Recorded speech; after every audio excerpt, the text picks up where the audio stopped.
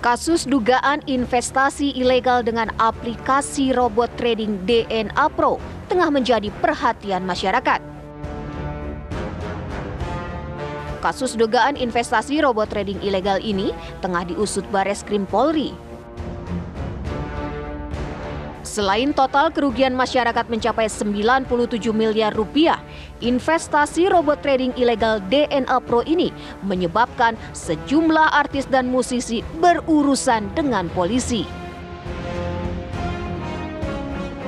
Bahkan sejumlah artis dan selebgram ramai-ramai mengembalikan uang yang didapatkan dari investasi ilegal ini, yang jumlahnya tidak kecil.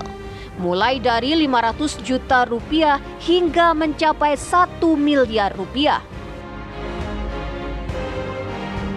Lantas yang menjadi pertanyaan, apakah dengan mengembalikan uang tersebut akan menghilangkan proses hukum yang sedang berjalan?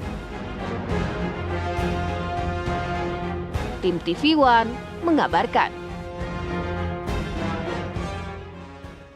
Agak gimana ya pemirsa ya, karena mungkin karena mereka dengan YouTube-nya, Instagram-nya mengiklankan bahwa robot trading atau apapun investasi ilegal ini seakan-akan terpercaya, sukses dan luar biasa. Sehingga banyak yang tertipu daya, ikutlah investasi ilegal, dilalah ternyata merupakan penipuan. Sekarang sang artis untuk investasi ilegal robot trading DNA Pro sudah dipanggil, dimintai kesaksiannya. Beberapa di antaranya ini sudah mengembalikan uang yang diberikan oleh tersangka. Tapi yang jadi pertanyaan, apakah sudah sampai di situ saja? Kalau dikembalikan uangnya tidak kena pasal, mengingat mereka kan influencer.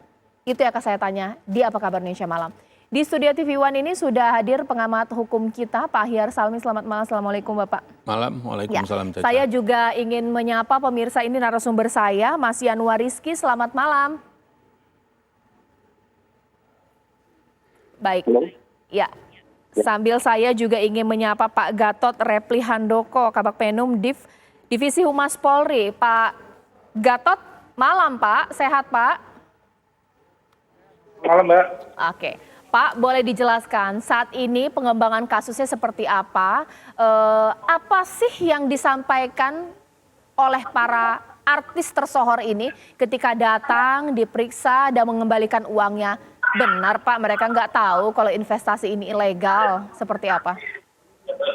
Baik Mbak, jadi terkait pemeriksaan beberapa publik figur, ini sudah kita ketahui ada satu publik figur yang sudah dimintai keterangan kemarin. Hari ini ada 2 publik figur juga yang dimintai keterangan terkait aliran dana yang diterima oleh kedua publik figur tersebut.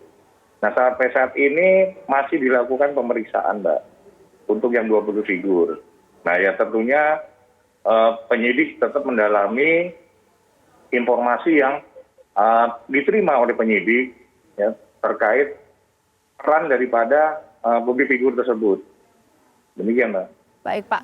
Jadi mereka nggak tahu ya Pak ya ini investasi apa sih, kok datang-datang ngasih uang sekoper gitu, nggak curiga atau gimana sih Pak?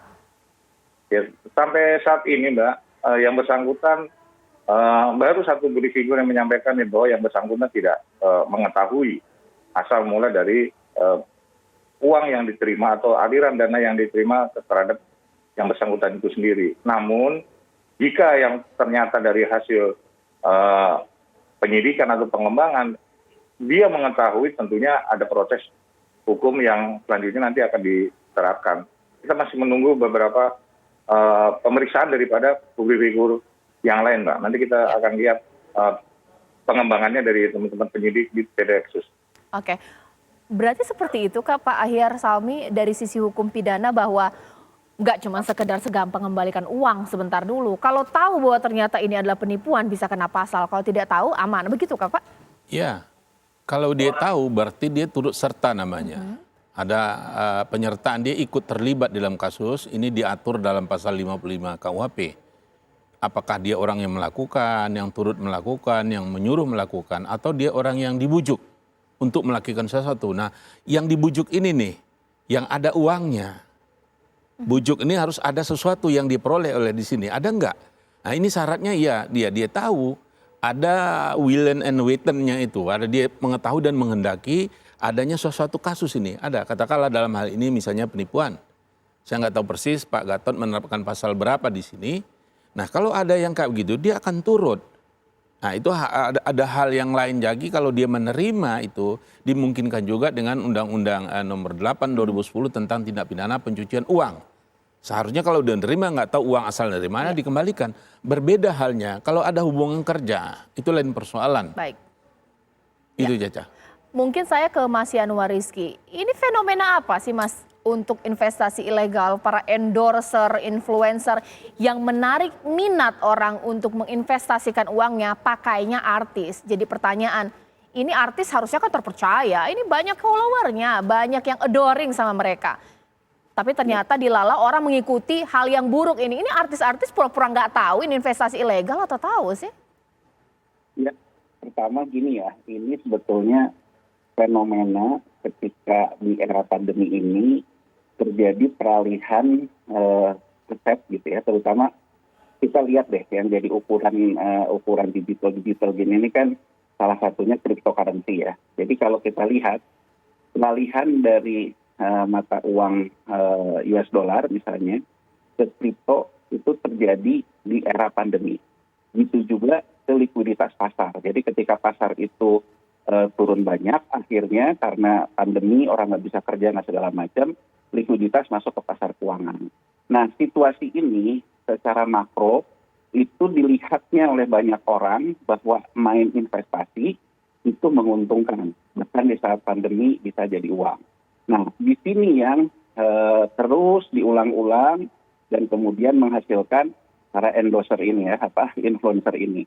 Nah, saya melihatnya mungkin ya di kacamata asing ini di kacamata artis ini mungkin dia merasa ini seperti layaknya kayak mereka di IG-nya untuk endorse hubungi ini, influencer hubungi ini. Mungkin dia menganggap ini semacam hanya untuk influencer, tapi dia tidak hati-hati. Kalau dia tidak tahu, masa nggak tahu gitu ya. Nah, jadi artinya bahwa ini yang harus digali oleh kepolisian, Mbak, apa betul-betul ini hanya korban atau pura-pura tidak tahu dan sebagainya, menurut saya itu ranahnya di ranah penyidik ya. Tapi bahwa kenapa artis digunakan, ya memang polanya selalu begini gitu. Jadi artis digunakan, influencer digunakan, ada testimoni orang, melihat orang ya menciptakan image crazy rich dan sebagainya. Ya memang polanya seperti ini. Jadi kenapa sekarang ini jadi rame, heboh, robot trading dan sebagainya ini? Karena semua berbalik arah kan. Sekarang harga minyak aja naik lagi. Jadi artinya ke pasar yang benerannya itu uang udah balik lagi ke pasar yang betulan. Baik. Nah ini yang terjadi gitu. Jadi akhirnya ya yang terlambat keluar akan menyalahkan influencernya. Dan influencernya kan di sini kebetulan artis-artis ini gitu ya. Ya seperti tadi kata Bapak yang sebelum saya. Ya kalau dia menerima uang ya namanya menerima uang ya harus tahu dong uangnya dari mana gitu. Itu bagaimana prosesnya itu di polisi sih saya rasa Mbak. Gitu. Oke, baik. Mungkin sesaat lagi saya tanya kepada polisi dengan Pak Gatot ini mengingat banyak para artis yang akan menyetorkan atau menyerahkan kembali uangnya yang sudah diberikan kepada mereka. Karena member-member ini berharap ini kalau asetnya diketahui, uang-uang yang dikembalikan, mereka punya harapan uang mereka ini bisa kembali. Atau penarikan kembali uang yang sudah diinvestasikan. Ada harapan nggak ya? Atau tidak? Sesaat lagi Pak Gatot, usai jeda berikut.